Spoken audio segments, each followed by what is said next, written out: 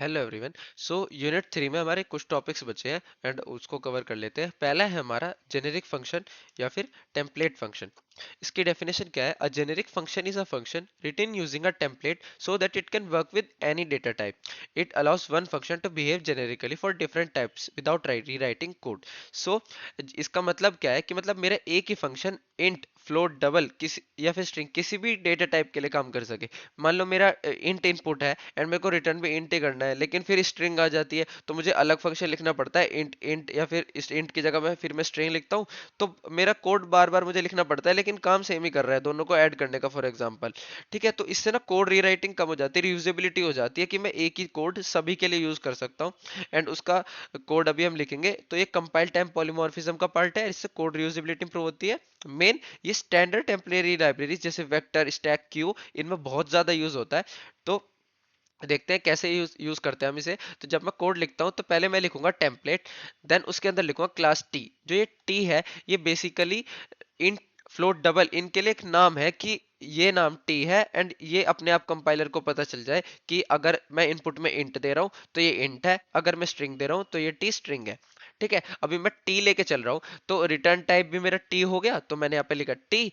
Then मैंने लिखा add, जो मेरा फंक्शन का नाम है। यही होता है ना रिटर्न टाइप, फिर फंक्शन का नेम, देन यहाँ पे होता है आर्ग्यूमेंट्स। ऐसे लिखते हैं ना एक फंक्शन को। तो रिटर्न टाइप मैंने कर दिया टी, अब ये खुद। ठीक है, और अब आर्ग्यूमेंट्स में भी टी ए, जैसे हम लिखते हैं ना इंट ए, इंट बी, या फिर स्ट्रिंग, ऐसे लिखते हैं ना स्ट्रिंग ए, तो इंट की जगह मैं क्या यूज कर रहा हूँ टी। अब ये सब के लिए सेम हो गया, t a comma t b, return क्या करना है ए प्लस बी। ठीक है, अब मेरा मेन फंक्शन में आते हैं, मैंने दिए दो इंटीजर्स 5 3, तो ये टी क्या अपने आप चेंज हो जाएगा, इंट में चेंज हो जाएगा। मतलब कंपाइलर को समझ आ जाएगा कि टी जो है इंट है, अब ये रिटर्न भी इंट ही करेगा। लेकिन इसकी जगह मैं डबल दे दूं तो 2.5 और 3.7, तो टी एज अ डबल काम करेगा, स्ट्रिंग के लिए टी एज अ स्ट्रिंग काम करेगा। तो ये जो टी है ये सबके लिए सेम हो गया है। ठीक है, तो इससे जो है मेरे को बार बार कोड नहीं लिखना पड़ा। अब आते हैं वर्चुअल फंक्शन पर। सो ये नाम अलग दिया है, लेकिन मैं वर्चुअल ऑलरेडी पढ़ चुका हूँ। जो रन टाइम पॉलीमॉर्फिज्म है वहां पे मैं वर्चुअल ओवरराइड कीवर्ड हटा दूं ना, वो तब भी काम करेगा। ठीक है, वो पता चल जाता है ऑलरेडी कंपाइलर को, लेकिन वर्चुअल और ओवरराइड से मैं कंफर्म कर रहा हूँ कि हाँ, मैंने अपना कोड जो है वो इसलिए ही लिखा है ताकि मेरा जो पेरेंट क्लास में फंक्शंस है वो ओवरराइड जो मैंने फंक्शन करा है वो वाला चले। जो पेरेंट क्लास में फंक्शन है वो ना चले, वो उसको समझ आ जाए कि कौन से वाला स्टार्ट चलना है। जैसे 3 स्टार्ट लिखे थे ना, पेरेंट में और 2 डिराइव्ड क्लास में। डिराइव्ड वालों में ओवरराइड यूज किया था, पेरेंट में वर्चुअल यूज किया था। ठीक है, तो बेसिकली वर्चुअल फंक्शन क्या है, वही जो मेरा रिटर्न टाइप है। जैसे मैं रिटर्न टाइप, फंक्शन नेम और आर्ग्यूमेंट्स लिखता हूँ, तो मैंने यहाँ पे वर्चुअल यूज किया था इनके सबके आगे। तो जस्ट दैट ये वर्चुअल फंक्शन हो गया। ठीक है, इसकी डेफिनेशन क्या है? A virtual function is a function in a base class that is declare using the virtual keyword. ये वर्चुअल कीवर्ड हो गया, so that it can be overridden in derived class, जो डिराइव्ड क्लास में overridden कर सके। तो same ही है जो रन टाइम पॉलीमॉर्फिज्म पे कोड पढ़ा था। तो पॉलीमॉर्फिज्म देख लो कितना इंपॉर्टेंट है, ये कितनी बार रिपीट होता है अलग अलग टॉपिक्स में। तो किसी भी तरह का आए तो वो पॉलीमॉर कंपाइल टाइम और रन टाइम पॉलीमॉर्फिज्म, ये दो सबसे इंपॉर्टेंट टॉपिक है। अब पढ़ते हैं इनिशियलाइजेशन लिस्ट, ये क्यों यूज होता है।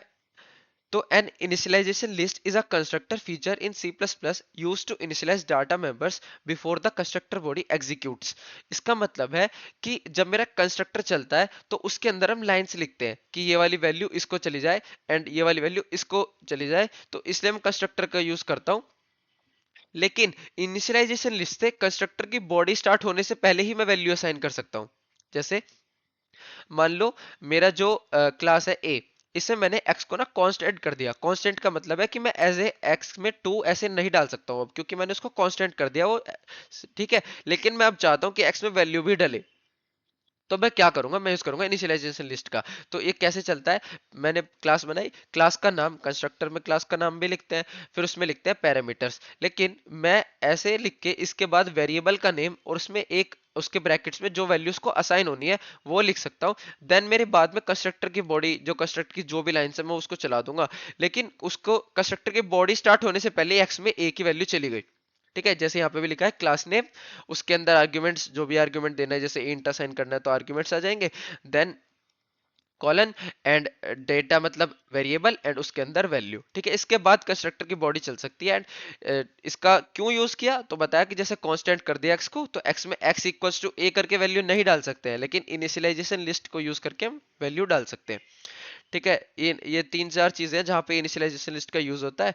थोड़ा सा फास्टर भी होता है क्योंकि बॉडी एग्जीक्यूट करने की नीड नहीं पड़ी, जो पहला कंस्ट्रक्टर की लाइन चली है उसी से वैल्यू असाइन हो गई, और प्रॉपर इनिशियलाइजेशन ऑर्डर हो गया कि पहले कौन सा साइन हो रहा है, दूसरा कौन सा साइन हो रहा है। तो यूनिट 3 में इतना ही था।